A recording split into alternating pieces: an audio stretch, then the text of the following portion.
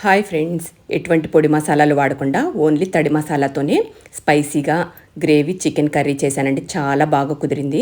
దానికోసం ఒక మిక్సర్ జార్లోకి ఒక హాఫ్ బౌల్ అల్లం ముక్కలు, పావు బౌలు వెల్లుల్లి, 5 స్పూన్ల ధనియాలు, 1 స్పూన్ లవంగాలు, 4 ఇంచుల దాల్చిన చెక్క, 6 ఇలాచి వేసుకొని తగినంత వాటర్ యాడ్ చేసుకొని మెత్తగా పేస్ట్ చేసి తీసుకురావాలి. ఇప్పుడు 1 కేజీ చికెన్ తీసుకొని శుభ్రంగా కడిగేసుకొని వాటర్ అంతా వంచేసుకొని దాంట్లో ఇందాక మసాలా పట్టుకున్నాం కదా, ఆ మసాలాలో 2 స్పూన్లు, పెద్ద స్పూన్తో 2 స్పూన్లు వేసుకోవాలి. మిగిలిన మసాలాని ఫ్రిడ్జ్ లో పెట్టుకుంటే ఏ నాన్ వెజ్ కర్రీలోకైనా వాడుకోవచ్చు అనమాట.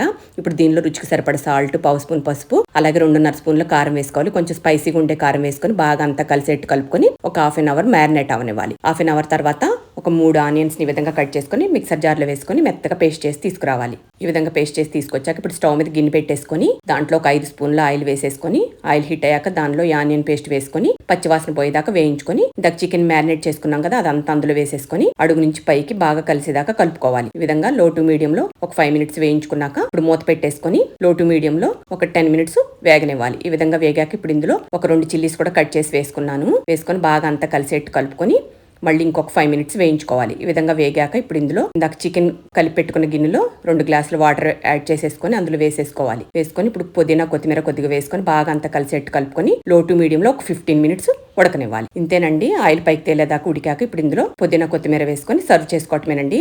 ఇది బగారా రైస్ లోకి, మామూలు రైస్ లోకి, చపాతీలో కూడా సూపర్ టేస్టీగా ఉంటుంది. చాలా ఈజీ ప్రాసెస్ లో చేశాను. ఖచ్చితంగా ట్రై చేయండి.